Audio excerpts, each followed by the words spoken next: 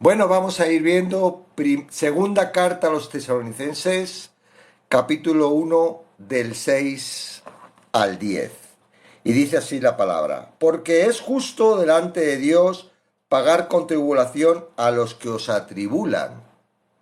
Y a vosotros que sois atribulados, daros reposo con nosotros cuando se manifieste el Señor Jesús desde el cielo con los ángeles de su poder, en llama de fuego para dar a los que no conociendo a Dios ni obedecen el Evangelio de nuestro Señor Jesucristo, los cuales sufrirán pena de eterna perdición, excluidos de la presencia del Señor y de la gloria de su poder, cuando venga en aquel día para ser glorificado en sus santos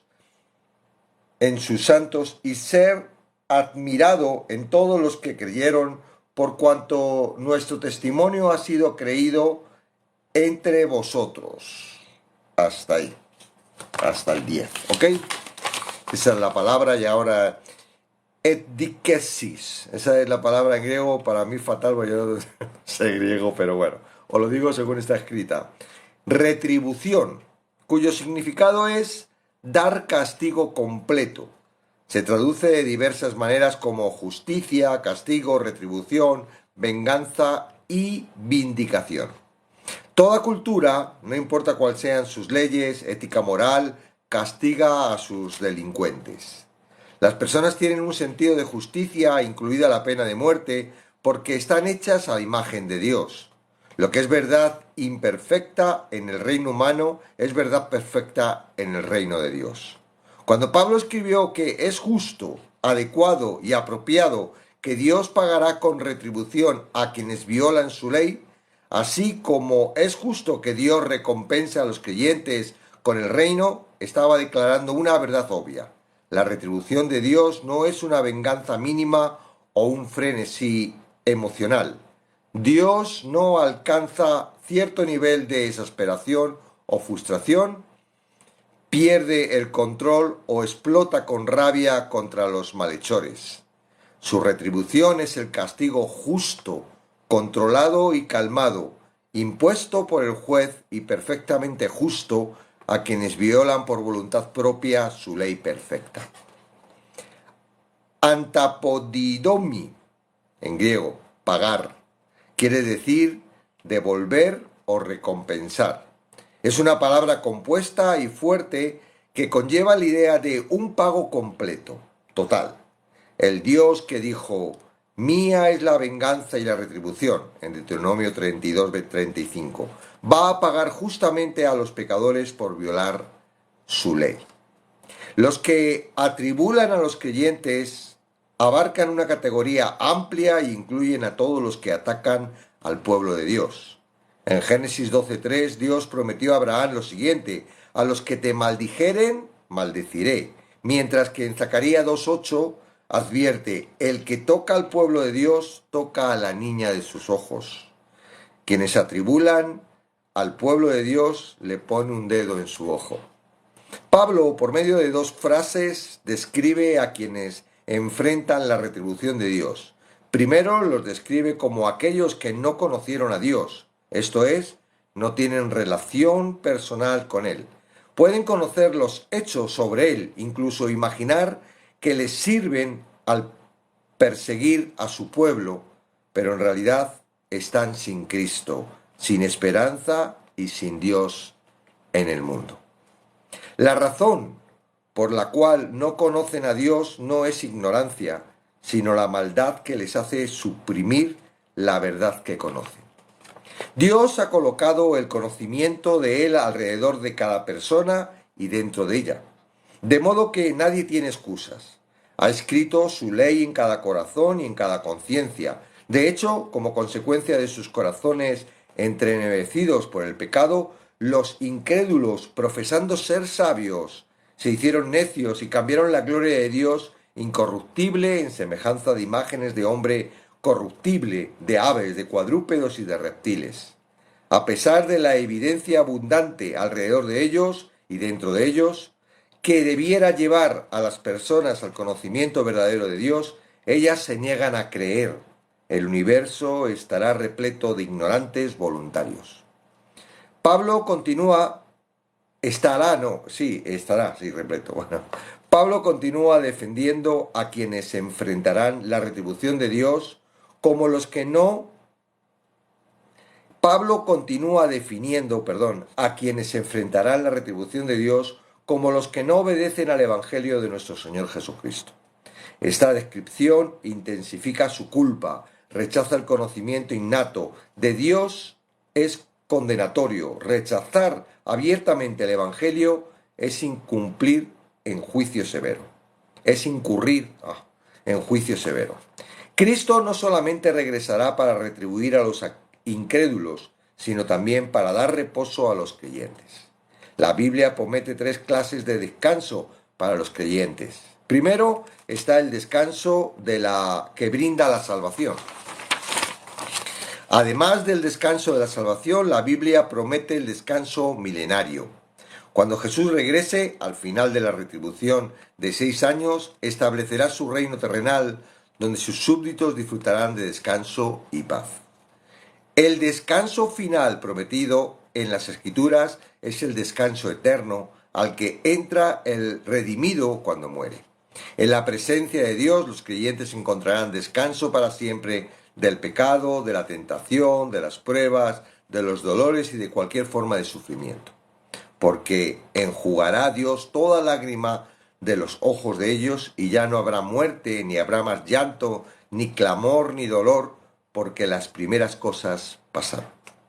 Tal como la justicia de Dios exige que Él retribuya a los incrédulos, así también es justo delante de Dios dar reposo a los redimidos.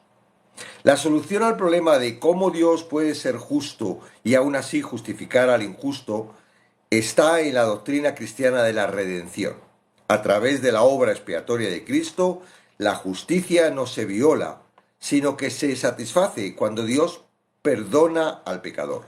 La teología de la redención enseña que la misericordia no se hace efectiva para el hombre hasta que la justicia ha hecho su trabajo.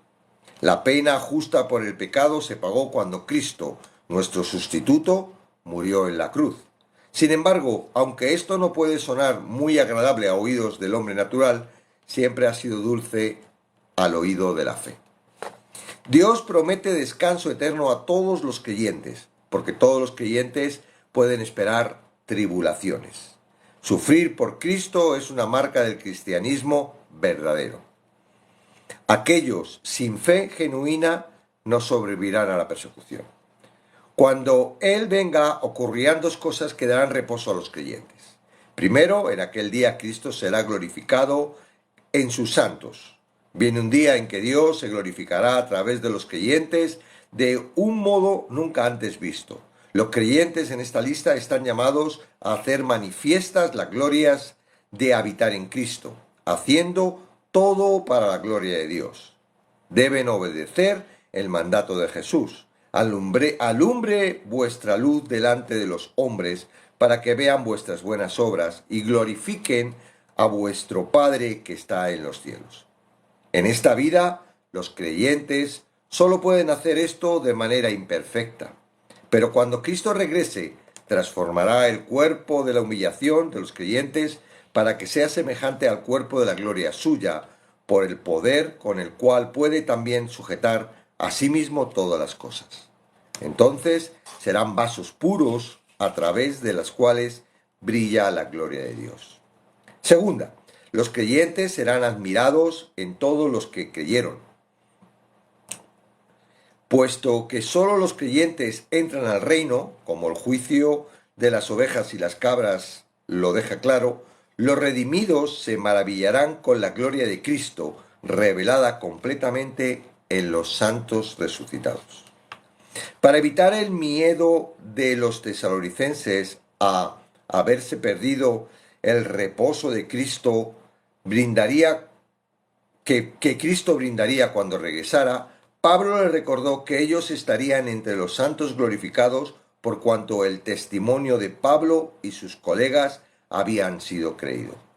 Como los tesalonicenses habían creído la predicación del Evangelio de Pablo, Silas y Timoteo, nunca enfrentarían la retribución, pero sí experimentarán el reposo bendito de la gloria que espera a los redimidos. En realidad está preparando Pablo, ya dijimos que esta segunda carta tenía mucho que ver con la venida de Cristo, que aún, un segundito que estoy metiendo la pata, a ver si lo hago bien. Aunque él había tratado esto en persona con ellos, también les había escrito en la primera carta a los tesalonicenses, ajustes, comentarios, un segundito, aquí. Habían llegado unos cuantos que habían hecho hasta una carta falsa, dijimos ayer, una carta falsa que atribuyéndoselo a Pablo. ¿Para qué? Para meter basura dentro, bendiciones María, para meter basura en cuanto a la venida de Cristo. Estaba claro que el enemigo siempre quiere poner miedo, porque cuando tiene miedo, controla, ¿verdad? El miedo hace que tengan control los enemigos de nosotros.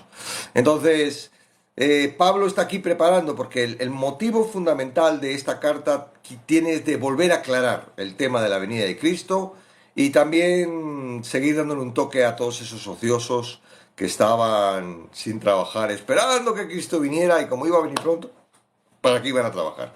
Se esperaban sentados y que otros les alimentaran. Entonces, digo que ya está preparándolo. Entonces, el problema que tenían ellos es como había tanta tribulación, había tanta persecución en la iglesia de Tesalónica, pues decían, ay, nos hemos perdido. Cristo ha venido el arrebatamiento, que es claro y definido, que Pablo predicaba que el arrebatamiento tenía que ver antes de la retribución. Y aquí hoy mismo lo está diciendo. Dice en el 7, y a vosotros que sois atribulados, están pasando persecución, daros reposo con nosotros cuando se manifieste el Señor Jesucristo desde el cielo con los ángeles un poder. Ya él habló de que el arrebatamiento es un evento que no baja a Jesús. No, ellos somos arrebatados, la iglesia y los que duermen, ¿verdad? Que han sido alcanzados por Cristo, ¡rum!, suben y encuentran a Cristo en las nubes. No él baja. En la segunda venida sí. En la segunda venida, y es clara en Apocalipsis, es baja y baja con la iglesia. Por eso los que creen y predican que los cristianos tenemos que pasar la tribulación, los 7 años de tribulación y gran tribulación, y que cuando Cristo baja, el evento del arrebatamiento es antes, es decir, viene antes, suben y luego bajan. O sea, es como muy continuo, ¿no? El último. Pasamos los 7 años, subimos y bajamos, hacemos la boda, pero la historia es que pasamos el arrebatamiento. Pues no lo creáis. ¿Qué da paz? ¿Pasar la tribulación o que nos marchemos antes? Que nos marchemos antes. Ahora, lo que sí es claro, y aquí está advirtiendo Pablo en esta carta, la segunda de los Tesalonicenses, es que el que no entra en Cristo, el que no cree, el que todavía tiene un corazón duro, el que todavía no está dispuesto a creer la palabra, que se prepare, porque el juicio viene. Y esto, pues, verdad, que muchas personas que no entran, que no conocen a Cristo, que no llegan a creer la fe, lo primero que te dicen es, vaya Dios, sí, un Dios de guerra, un Dios de ira, un Dios de... poniéndole como que es un Dios violento. Claro, no es que sea un Dios violento, es que es un Dios justo. Sería injusto, ¿verdad?, que el juez tuviera un hijo que hiciera muchas barbaridades y cuando llegara a juzgarle, dijera, no, es que es mi hijo, no le voy a juzgar. Ese juez no sería justo, ¿no? Digo, no, oyes, tienes que juzgarle, aunque sea tu hijo, si ha hecho algo malo, tienes que juzgarle. Entonces, eso es justicia. Entonces, Dios es, ante todo, es justo. Es amor, sí, pero es justo. Y fijaros que es curioso, ¿no? ¿De qué nos salvamos? ¿De qué somos salvos? En realidad, esto es algo que hay que entenderlo, porque muchas personas dicen, ay, nos salva del pecado. Nos salva del pecado. Y claro, el pecado parece como que es culpa nuestra. Parece como que nosotros somos pecadores, ¿verdad? Porque queremos. Y en realidad, si tú te pones a mirar el Evangelio, si te pones a mirar la Biblia, dice que todos nacemos pecadores y esclavos. Es decir, no podemos de ninguna forma de salir de ahí por nuestra propia cuenta. ¿Qué culpa tengo yo de que mis padres me exageran en este mundo? Como decía Job, ¡ay, por qué habré nacido, no? Entonces, como no tengo culpa de haber nacido, ¿por qué me va a castigar Dios de algo que yo no soy consciente? Porque aunque yo me porte muy bien, siempre voy a tener pecado, porque no hay ni un justo, ni a un uno. La consecuencia del pecado es muerte. Y eso es lo que lleva realmente el pecado. Nacemos pecadores ¿para qué? Para morir. Antes de la primera muerte, morir a nuestras consecuencias y poder ser alcanzados. Porque, ¿qué es lo que puede hacer un muerto? Un muerto no hace nada. Y Jesús viene a rescatar muertos. El Evangelio rescata muertos. Claro, hay una confusión grandísima que claramente lo ha traído Satanás. ¿Para qué? Para ponernos en acción y no creer en la misericordia de Dios y creer en nuestro corazón y en sus planes, en que nosotros podemos conseguir la salvación. Y ahí es donde está el mayor problema.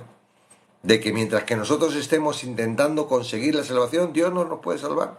Es como el que se está ahogando en una piscina o en el mar y tiene todavía muchas fuerzas. El socorrista que ha aprendido, ¿verdad? Que muchos socorristas han muerto por tirarse antes de tiempo, espera hasta que ya no tengamos fuerza, que ya nos estemos hundiendo y entonces ahí se tira para sacarnos. Pero si Jesús nos salva cuando somos nosotros los que estamos intentando salvarnos, ¿qué creéis que va a decir nuestro corazón? Qué bueno soy, me he salvado. ¿Dónde está la misericordia? ¿Dónde está? ¿Cómo vamos a llegar a un arrepentimiento si no llegamos a la muerte? A conocer claramente de que por nosotros, por nuestra cuenta, no hay nada, nada, nada bueno. Entonces, no nos viene a salvar del pecado. Entonces, ¿de qué nos salva? Digo, sería inútil. Si Él no nos da la oportunidad para salvarnos y nos ponemos en un juicio delante de Él, ¿qué justicia puede haber? Imaginaros esto, o sea, todos los que sean blancos de piel, condenados, están condenados por ser blancos de piel. Entonces tú llegas al tribunal y dices, tú eres blanco de piel, condenado. Y dices, pero ¿qué culpa tengo yo de haber nacido blanco de piel? Esto no es justo, ¿no? Dame la oportunidad de alguna forma de cambiar la piel porque yo no he hecho nada. He nacido así, mis padres me tuvieron tal y... Entonces, ¿sería justo? No sería justo, ¿no? No me ha dado ninguna oportunidad. Entonces, si la salvación es por el pecado, la gente dice, oye, pero ¿qué culpa tengo yo de nacer en un mundo en donde no he tenido la oportunidad? Porque no se me juzga por lo que yo he hecho, se me juzga porque he nacido pecador y al nacer pecador no he tenido otra oportunidad nada más que pecar, porque era esclavo del pecado. Y el esclavo del pecado no es libre. Entonces, no es, ¿ok? No nos salva del pecado. Entonces, ¿de qué nos salva? Bueno, pues nos salva porque realmente en el proceso de Dios, en el plan de Dios, dice, wow, todos nacen pecadores, pero en un momento dado van a tener la oportunidad de ser pecadores, ¿verdad? Simplemente, bueno, yo les voy a dar la capacidad para que ellos vean su naturaleza y cuando ellos vean su naturaleza, yo les voy a dar la capacidad para que crean en mí, que voy a morir por ellos, lo que ellos tenían que pagar, lo voy a pagar yo. Claro, no teníamos culpa porque íbamos a morir nosotros, si hemos nacido pecadores por naturaleza. Entonces dice, es justo, voy a morir yo por ellos. Entonces, bueno, es así de fácil, no hago nada para nacer pecador, pero no hago nada para salvarme porque todo lo hace Él. Entonces, ¿dónde viene el problema? El problema viene que cuando Dios coloca delante de nosotros el arrepentimiento, lo rechazamos. Cuando coloca delante de nosotros la palabra, la rechazamos. Cuando coloca la fe, ¿verdad? Para creer, la rechazamos. Cuando coloca todo para mostrar que hay un Dios que te va a condenar, que existe Dios, tal, lo rechazamos. Entonces, ¿qué? ¿De qué nos tiene que salvar? Nos tiene que salvar de eso. Nos tiene que salvar de eso. Nos tiene que salvar de que hemos desechado su gratitud. Hemos desechado su gracia. Entonces, cuando vamos al tribunal, ya no me está acusando de pecador. Ya me está diciendo, mira, no tuviste culpa de no ser pecador, pero tuviste culpa de rechazar la provisión para dejar de serlo. Dice la palabra de que los que están en tinieblas, están en tinieblas porque no quieren estar en la luz. Hay un propósito, ¿verdad?, de no querer estar en la luz. Les gusta estar en tinieblas y las cosas que hacen en tinieblas. Tienen la oportunidad de salir de ahí, pero no. Entonces, ahí es donde se produce la culpa. Pueden salir, pueden salir. Entonces, quien rechaza la provisión, quien rechaza a Jesucristo, quien rechaza la gracia, se va a enfrentar a la ira de Dios. Entonces, ¿de qué nos salva? Nos salva de la ira. ¿Y por qué nos salva de la ira? Porque hemos aceptado o en alguna forma no hemos impedido que la gracia de Dios venga a salvarnos. Porque nada hacemos, de verdad, nada podemos hacer, estamos muertos. Nacemos espiritualmente no porque nosotros intelectualmente hagamos nada. Es del agua y del espíritu, nada hacemos. Igual que no hacemos nada para nacer físicamente, ¿verdad? ¿Qué hiciste tú? ¿Animaste a papá y a mamá para que se pusieran a...? No, tú no hiciste nada. Tú cuando menos te dabas cuenta ya estabas allí en la vida y todavía pasaron unos cuantos años para que te dieras cuenta porque no sé, nos daríamos cuenta pero no lo recordamos, ¿no? Porque todavía no estaba activado todo nuestro sistema, ¿verdad? Y no es muy importante eso. Aunque hay muchos traumas del nacimiento y muchas cosas que se quedan dentro de lo que es el sistema del cuerpo, ¿verdad? El corazón y la mente, pero ahora cuando ya esto empieza a funcionar y te empieza a decir quiero esto y le manda esto, vamos, piensa, hace esto y y haciendo esto llorando consigues lo que quieres, pataleando, si no lo consigues llorando, patalea, si no, tírale de la falda a tu madre, o sea, el sistema de alguna forma busca las maneras de que el corazón lleve a lo que quiere, a lo que siente, ¿verdad? Uy, qué bueno está este dulce, quiero más dulce. Y no le importa al cuerpo si es malísimo, no le importa al cuerpo, uy, ahora me tomo esta sustancia y me encuentro que estoy ahí flotando, quiero más, sin importar que está destrozando su cuerpo. Uy, esto que me calma la esa, pero no me importa que en un momento dado me destroce los pulmones. ¿Por qué? Porque nuestro corazón, nuestro sistema, ¿verdad?, humano, no cuida nada. Es totalmente necio. Pero Dios da la provisión. Dios da la provisión. ¿Por qué estamos los que creemos? ¿Por qué creemos lo que creemos? ¿Te ha sido un esfuerzo gigantesco? ¿Has tenido que estudiar una carrera? ¿Has tenido que tirarte noches sin dormir a ver si creías o no creías? No, simplemente en el momento en el que vino la sustancia, la fe, el don de Dios a tu vida, dijiste, wow, Jesús ha muerto por mí, me salva, wow, la verdad es que yo soy pecador, todo lo que he hecho está mal, aunque lo que quería hacer mal era para enorgullecerme, ay, no, pero Él ha sido bueno, ha preparado un plan donde solo Él implica, de tal forma que yo no soy, porque si hubiera tomado parte yo, hubiera metido la pata y llega el amor de Dios, ¿verdad? La misericordia de Dios, el plan de Dios a tu vida y de alguna forma te conquista y te ves envuelto en el Evangelio. Ahora eres de Él. Ahora ves las cosas de forma distinta. Todos los que estamos dentro, cuando vemos a alguien que está rechazando a Cristo, digo, pero qué tonto, ¿por qué lo hace? ¿Qué tontería? ¿Por qué se busca la vida? ¿Por qué se complica? Bueno, a lo mejor no tengo razón yo, porque todavía tenemos pensamiento y todavía... Pero es que él es absurdo y entonces nos damos cuenta de que sin carrera, sin muchos estudios, nos damos cuenta de que hay una sabiduría en nosotros a través de Dios y de lo que tiene que ver con Dios que en físicos, químicos, maestros, personas políticos, reyes, personas que han estudiado, que tienen. No lo tienen. Y eso es la gracia. Eso es la gracia. Entonces, aquí en el texto de hoy dice que hay de aquellos que rechazando, encima no consisten solo en rechazar la gracia, sino que van tras los perseguidores, ¿verdad? Los perseguidores, que en alguna medida son esclavos del enemigo de Dios. Dice que tendrán pago. Y es justo. Es justo. ¿Por qué? Porque ellos han tenido la misma oportunidad que nosotros de haber creído.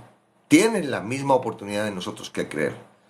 En vez de estar persiguiéndonos, en vez de estar ahí haciendo para que el Evangelio no crezca y tal, podrían estar alabando y dando gracias a Dios. Entonces tienen que pagar. No es algo que nosotros tengamos que buscar, ni pedir, ni desear, ¿verdad? Pero es algo que Dios ya en su palabra lo dice. Porque es justo, delante de Dios, pagar con tribulación a los que os atribulan. Es justo. Así que tranquilo, no pidas la justicia de Dios. En la misma palabra está puesta, y Dios es justo. Que sea Él el que lleve la justicia. No intentes tú, por tu propia cuenta, ¿verdad? Que paguen, porque a veces nos sorprendemos, ¿verdad? Que somos capaces, no a través de nosotros, sino a través de Cristo, perdonar aún a los que nos están atribulando, ¿verdad? Y en parte es lo que dice la palabra, perdonar a vuestros enemigos, amar a vuestros enemigos. Y esto lo hace Él, no lo hacemos nosotros. Pero ¿está justo? Sí, tienen oportunidad para arrepentirse y aun siendo los más enemigos, venir con nosotros. Sí, mira Pablo. Pablo era enemigo de los cristianos. Y le amamos, ¿verdad? Ahora. Y estaremos con Él en la eternidad. Y sin embargo, Él estaba ahí cuando Esteban estaba muriendo apedreado. Estaba diciendo, estos cristianitos. Era uno de los más, ¿verdad? Y por eso nos queremos vengar, porque mató a Esteban. No, nos da tanto gusto, ¿verdad? Tanto alegría de que este Pablo se convirtiera y luego ver cómo Dios le utilizó. Y a vosotros que sois atribulados, atribulados, aquí está hablando no de la tribulación, porque está hablando en presente. Atribulados, ¿por qué? Por los perseguidores en aquella época, y aún tenemos perseguidores, ¿verdad? Y vosotros que sois atribulados, daros reposo con nosotros cuando se manifieste el Señor Jesús desde el cielo en los ángeles de su poder. El arrebatamiento, Maranata. Entonces continúa y dice, en llama de fuego, y ahí no es la llama de fuego esta que se creen los pentecostales del Espíritu, ahí es llama de fuego, el juicio. Normalmente cuando habla de fuego está hablando de juicio. En llama de fuego, para dar retribución a los que no conocieron a Dios, ni obedecen al Evangelio. ¿Ves? En la obediencia al Evangelio, ¿qué es obedecer al Evangelio? Creer en Jesucristo, ¿verdad? Y en todo lo que implica Jesucristo. ¿Cuál es la obra de Dios? Le preguntan a Jesús. Que creáis en el que envió mi Padre. Ni obedecen al Evangelio de nuestro Señor Jesucristo. Los cuales, mira, sufrirán pena de eterna perdición. Pena de eterna perdición. ¡Wow! Solo oírlo pone la carne de gallina. Excluidos de la presencia del Señor. Yo creo que el mayor sufrimiento que van a tener las personas que estén en el lago de fuego y azufre es pensar que podían haber estado con Cristo por la eternidad y ahora van a estar separados. El propósito por el cual nacieron no se cumple, porque el propósito por el que nacemos es de ser uno con Cristo. Y ellos nunca llegarán a ser uno con Cristo, ¿verdad? Separados, excluidos de la presencia del Señor, de la gloria de su poder. Cuando venga en aquel día, y aquí está hablando del segundo día, aquí está hablando de la parte de que viene a juzgar. para ser glorificado en sus santos y ser admirado en todos los que creyeron, por cuanto nuestro testimonio ha sido creído entre vosotros. Entonces, bueno, hoy hablando con mi hijo, frustrado porque habla y habla a los jóvenes, se esfuerza en aguantarlos, ¿verdad? En llevarlos para acá, para allá, en cogerlos de la discoteca por las mañanas cuando no pueden llegar, porque aquí estamos en un pueblecito lejos y las discotecas están en otros lados. Y los coge y habla con ellos y dice, papá, ¿por qué no? No quieren escuchar. Me miran con cara así, diciendo, bueno, no sé. ¿Por qué no leen? Dice, hoy en día los jóvenes no leen. Digo, si fuesen solo los jóvenes los que no leen, les regala Biblia si no la leen. Y dice, ¿por qué no la leen? Y estaba ahí como medio frustrado el pobre, diciendo, oye, ¿cómo que lo estoy haciendo tan mal? ¿Por qué? ¿Qué pasa y tal? Digo, no, hijo, esto es así. El sembrador siembra y es la semilla la que tiene que caer y la que tiene que hacer Dios, tiene que preparar esa tierra. Y tú siembras, pero a veces hay cardos, hay piedras, hay dureza de corazón. Pero quien tiene que preparar eso es Dios. Entonces, bueno, estás hablando de jóvenes que todavía tienen mucha vida, tú tira. Nunca se sabe, ¿no?, qué va a pasar con esa semilla, ¿no? Nunca se sabe. Las personas que más complicado lo tienen, ¿verdad? Por eso, bueno, yo creo que una gran cosecha podría ser empezar a predicar en la tercera edad. Hoy hay muchos mayores que ya están esperando, ¿verdad? A ver si Dios los lleva y ¿por qué no me lleva? ¿Y por qué no me lleva? Y porque todavía tiene que venir el que te tiene que hablar del Evangelio. Porque a Dios le ha placido que seamos nosotros, la iglesia, los que estamos vivos, que hemos creído, ¿verdad? Los que a través de su palabra, no de nuestra palabra, nuestro razonamiento ni de nuestro testimonio, sino a través de su palabra puedan alcanzar la vida eterna. Amén. Porque si todavía tienen esperanza en que ellos lo pueden hacer, pues van a tener esperanza. Y si encima hay algunos, a mí lo que me fastidia es que hay algunos que van ya a la iglesia que se creen que nos están dando la esperanza, ¿no? Como decía el otro día una del Zoom, ¿no? El 50% lo hace Jesús, el 50% lo hacemos nosotros. Digo, por favor. Mientras que nosotros estemos empeñados en hacer el 50% nuestro, no vamos a poder ver el 50% de Dios. ¿Y cuál es ese 50 y cuál es el 50 nuestro? Digo, ¿dónde está eso, Dios mío? Entonces, no solo hay que predicar a los que no, los que no están, también hay que predicar a los de dentro. Porque a veces el enemigo ha plantado tanta cizaña, Dios mío. Y ahí tenemos que también trabajar, ¿no? Entonces, bueno, los tesalonicenses estaban teniendo mucha persecución. La verdad es que la persecución, vimos ayer, que producía en ellos fe, aumentaba su fe.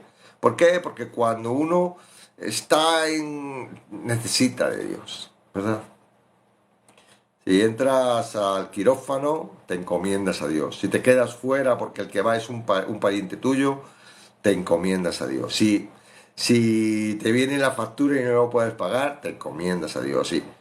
Entonces, la persecución, ¿verdad? También es parte de ese encomienda. Señor, protégenos, Señor, cuídanos. Aquí estamos en ti, Señor, no sabemos, ¿no? No sabemos en qué momento van a llegar los soldados y van a decir, tú eres cristiano, vente conmigo. Y sabes que nada bueno te va a pasar. Pues ahí, ¿qué vas a hacer? Sino acercarte a Dios, ¿verdad? Ahora, atención, el que no ha entrado por la puerta, el que anda por el camino ancho, pierde toda la fe. Porque la fe que no se pierde es la suya. Él nunca nos abandona. Pero si no hemos entrado, si por lo que estamos en el Evangelio es nuestra propia fe, olvidaros. Vais a hacer lo que sea para salvar vuestra vida. Por eso dice que el que pierda la vida la salvará.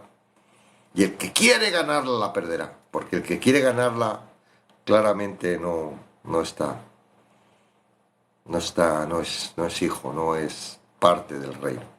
Está todavía fuera del reino. No tiene la fuerza y el poder de Cristo.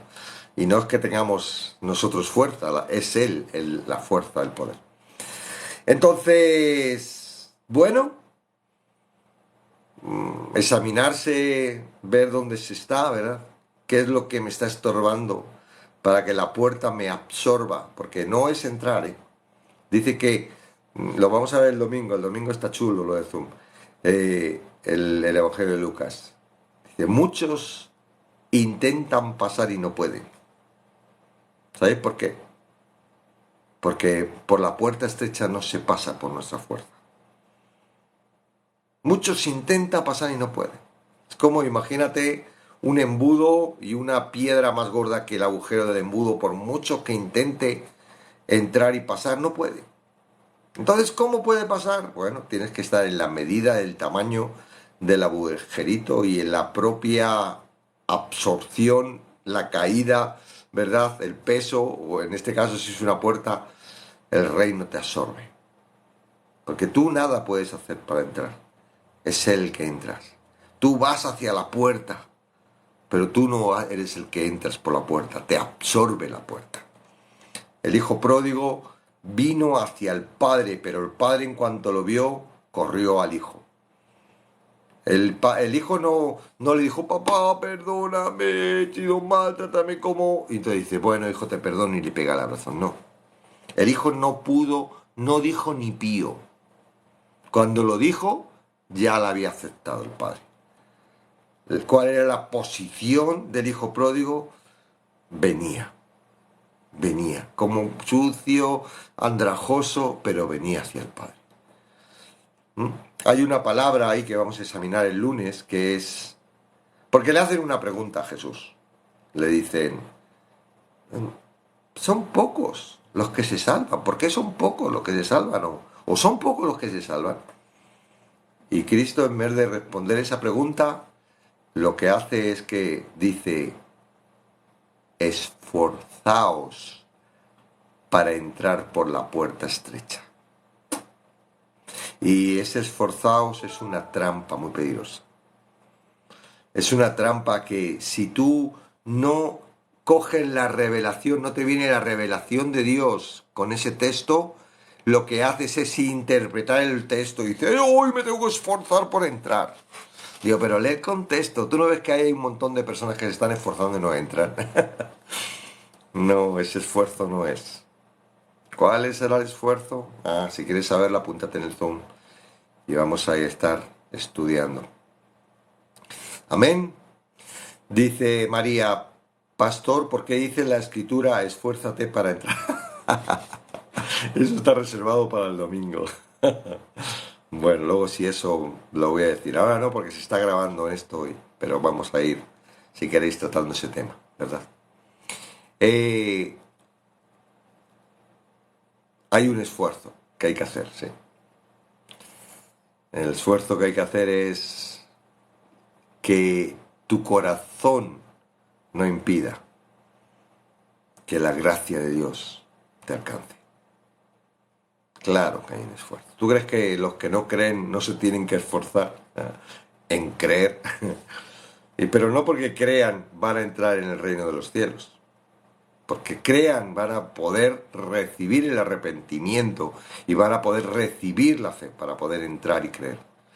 Entonces sí hay un esfuerzo y lo vamos a ir viendo y lo vamos a matizar. Y cuando tú lo entiendas, bueno, hay muchos que ya nos hemos esforzado en ese aspecto y hemos entrado. Y nos hemos dado cuenta de que no es un esfuerzo de hacer para entrar. Yo no estoy satisfecho por mi esfuerzo. Estoy agradecido. Porque Dios me permitió.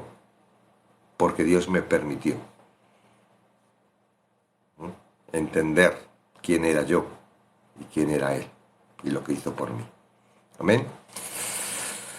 Bueno, entonces hoy estos 4 capítulos dedicados de aquellos que no están fuera. Sí, tienen muchas razones, tienen muchas ideas, tienen muchos textos, tienen muchos sentimientos cruzados, tienen muchas preguntas, tienen mucho, pero no quieren, no entran, no importa, no, mira, no me hables, tú, o están los que están fuera y los que están dentro. Los que están fuera van a recibir juicio, se van a enfrentar bajo la ira de Dios. Los que están dentro ya pueden hacer todas las preguntas, pueden todo lo que quieran, ya ahí ya se trata de, ya estoy, ahora quiero aprender más, quiero saber más. El Espíritu Santo ya me lleva, ahí empieza. ¿Por qué? Porque ahora ya tienes el Espíritu Santo y el Espíritu Santo te puede traer revelación.